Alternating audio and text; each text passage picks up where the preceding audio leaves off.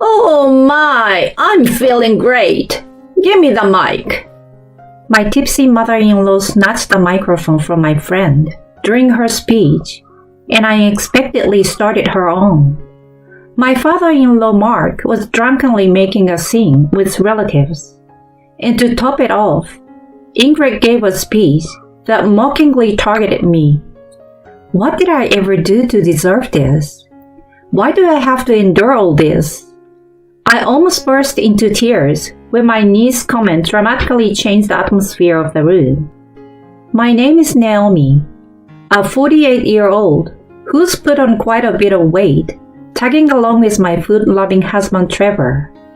The infuriating part was that he shed weight effortlessly, with just a bit of exercise. Jealous? Now I can eat even more. It made me so mad. I thought about swapping his dinners with Lard for a week. I love him, but right now, I hate his metabolism. Determined to slim down and make him fold for me all over again, I find myself still enjoying delicious meals.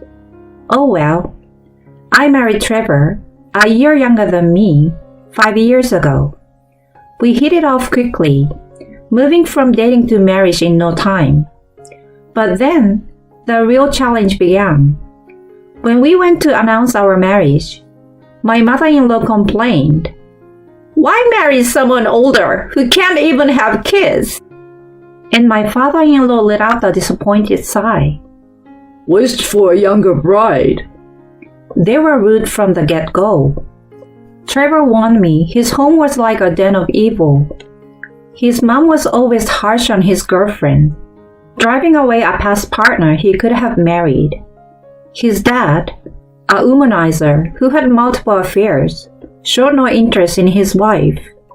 Their marriage was rocky, to say the least. His dad's wish for a younger bride was probably to have some eye candy at home. Despite their strong opposition, Trevor suggested we marry without their approval. But I couldn't just do that. I visited his parents multiple times to get their blessing. I loved him and naturally wanted to get along with his family. We didn't want to marry with them opposed to it. Finally, they accepted our marriage and we registered our union. One day, my mother-in-law Ingrid said something chilling. "I was always bullied by my mother-in-law, so I decided I'd bully my son's wife." Her casual demeanor as she said this sent shivers down my spine. It was never about the age difference. She just wanted someone to bully. No wonder Trevor's previous girlfriends were mistreated for no reason. I decided to keep a safe distance. But then, she interfered with our wedding planning, insisting on including her opinions. Why should they have a say? They are not even contributing financially, I thought. However, friends who were already married told me they also considered their in-laws' opinions. It seemed like a common practice to respect the spouse's parents to some extent. I mean, I get it, kinda. It's a big day for their beloved son. Trevor says I could ignore them, but I couldn't just do that. So reluctantly, I agreed to at least listen to them. But I soon regretted my decision. They complained our chosen venue was too expensive, pushing for a place run by a friend of my mother-in-law, a shabby place with bad reviews. Trevor firmly rejected it. But then, they started commenting on the bride's attire, demanding it be cheaper. Ingrid even said I could use her old wedding dress to save money, claiming it would be a waste to spend on something new. As if I'd wear something that's probably covered in cobwebs from sitting around for years. I knew she just didn't want the bride to be the center of attention, so I flat out refused. She kept making all sorts of suggestions, but I knew our wedding would be a disaster if I agreed to any of them. It was a parade of ridiculous proposals, so I ended up rejecting almost all of them. Looking back, Maybe that ignited her mean streak even more. Right up until the last minute, she was like, "Have a destination wedding so we can travel." Or, "If you don't listen to me, I won't attend." Despite all that, Trevor and I somehow managed to get to our wedding day. Then, on the day of the wedding, Ingrid showed up in a funeral dress, not a formal black suit, but something that looked unmistakably like mourning attire. It felt like she was saying she didn't recognize our wedding. 2 weeks before, she'd said, "I'm not going to your wedding." So I told her, "Then please don't come." Maybe that rubbed her the wrong way. She didn't even show up in the dressing room. And suddenly she was sitting with our relatives. It was too late to ask her to leave without ruining the mood of the venue. But to anyone watching, it was clear that the bride and mother-in-law weren't getting along. My friends and relatives all looked troubled. As the wedding ceremony went on, the groom's relatives started acting up. They were completely drunk, heckling during the movie my husband's friend had made. Of course, we asked the staff to escort that relative out, but even my father-in-law was smashed, waving around a bottle of liquor brought by the relatives as if it were a flashlight. He even shouted, "Hey, waiter, another beer!" as if we were in a bar. Some were escorted out, saying they felt sick. The staff did their best to keep the ceremony going, but my guests were all horrified by the chaos. Embarrassed, my husband and I spent most of the ceremony with our heads down. It was a nightmare. Then, during my friend's speech as a representative of my friends, the unexpected happened. My tipsy mother-in-law suddenly said, "Oh my, I'm feeling great. Give me the mic," and snatched it from my friend. "Now, let me, the groom's mother, say a few words." Trevor and I were stunned. She was so natural in her movements that even the staff were confused, wondering if this was part of the program. "So, about Naomi. I heard she's been a hard worker since she was little." Surprisingly, her comments weren't bad. I didn't want to make a scene by cutting her off if she wasn't saying anything harmful. Maybe it was better to act as if this was planned all along. The staff and Trevor asked if we should stop her, but I decided to see how it went. "She lost her father when she was young. Then her mother and her sister, who was 10 years older, raised her. That sister passed away recently from illness. Naomi is a remarkable woman who has experienced hardships unimaginable to my son." Her speech wasn't bad for a while.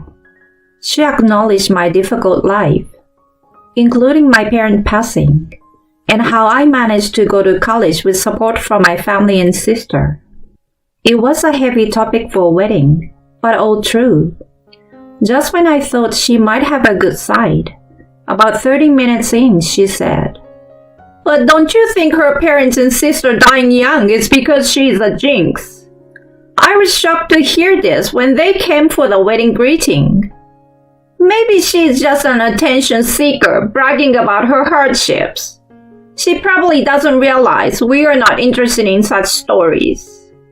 Everyone, not just me, was dumbfounded by her laughter and words. The shock was amplified because everyone had been drawn into my past, only to be mocked by her sudden turnaround.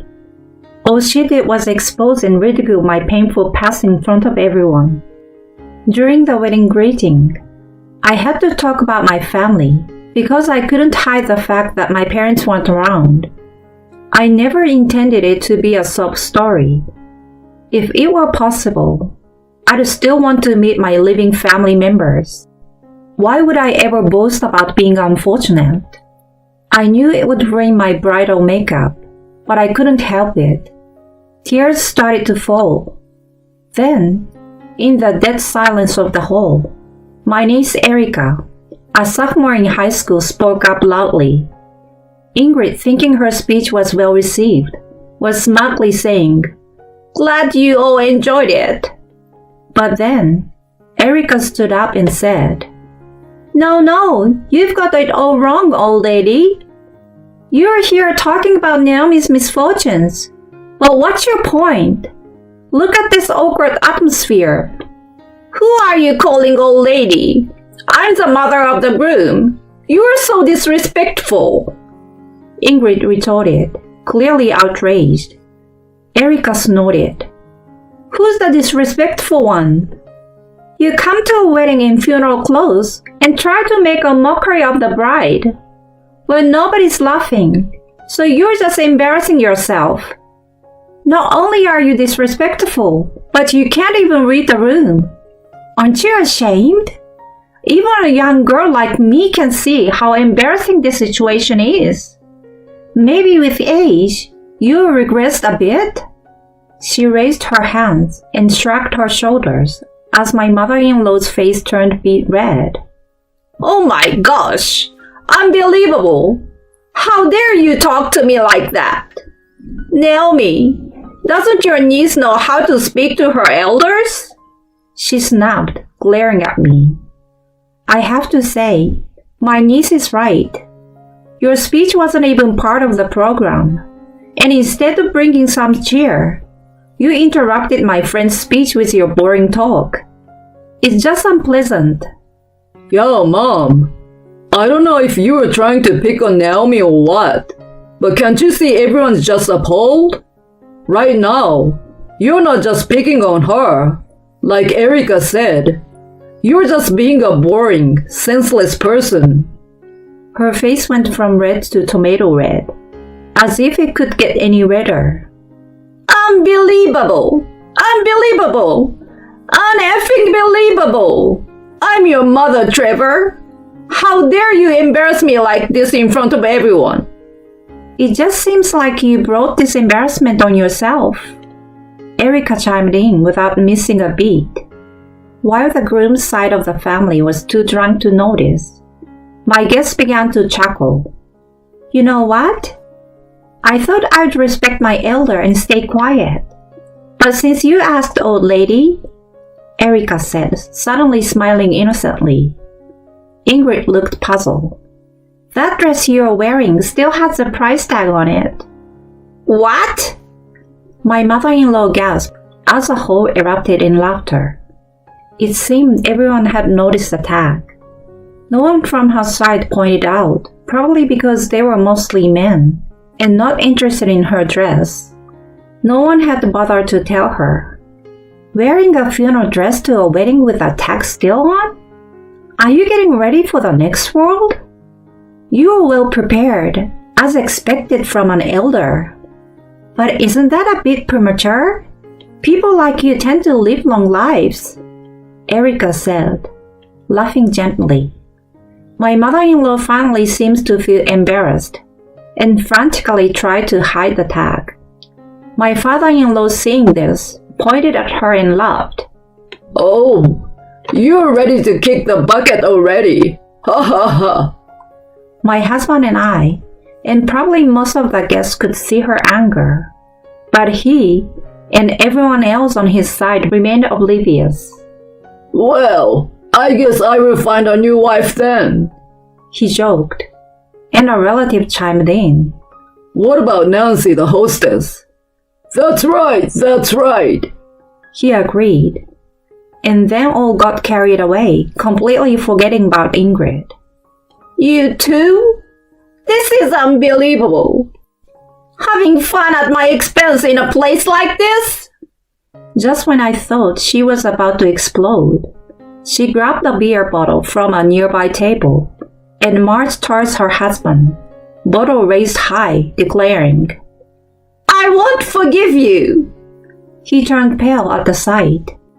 Everyone thought we were on the brink of a police-worthy disaster, when suddenly my niece Erica dashed over and drenched them both with the table's alcohol. Cool off with this. Are you still planning to cause a scene at people's wedding? Staff, Please escort these people out. The crowd, initially stunned by the unfolding chaos, snapped back to reality at her command, and the staff quickly restrained them. When they asked if they should escort my in-laws out, both my husband and I smiled and said, "Please do." Our wedding ended amidst this commotion, but later, my brother-in-law, who's been like a father to me since my sister passed away, joined us to confront my in-laws. He was especially furious about the wedding fiasco and determined to make them pay for the expenses. Initially, they tried to shrug it off, saying they were drunk or it wasn't right to settle it with money. However, when my brother-in-law, a former boxer, and still muscular, grabbed Mark by the collar, he quickly agreed to pay. He must have been really scared, as he paid the full wedding cost in cash that very day.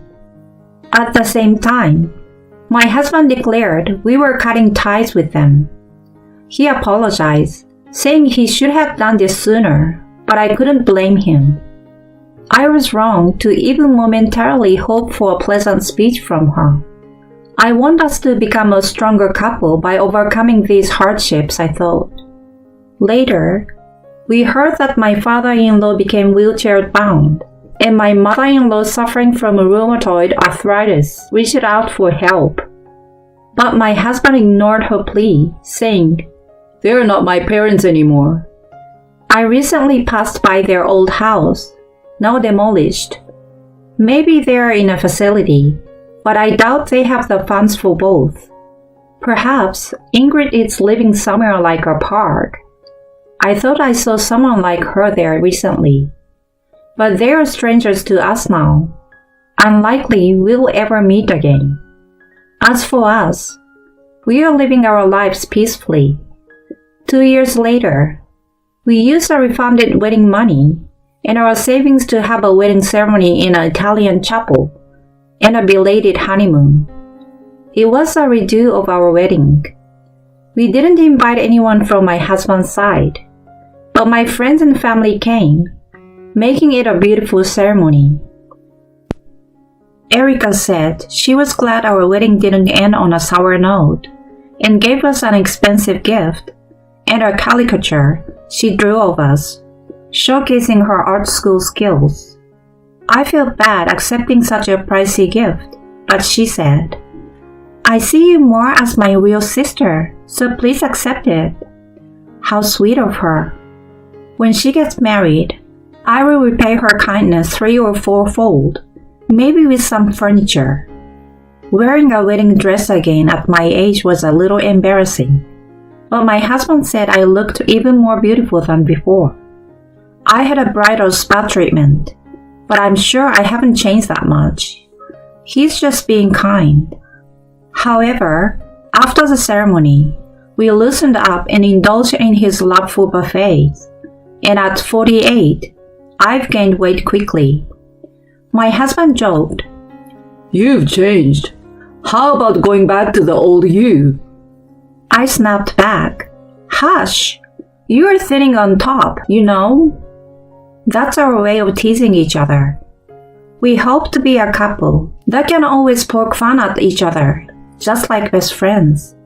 Since it was a late marriage, I want to lose weight to live long and healthy with my husband. Health is important after all. Now, off for a walk with my husband today.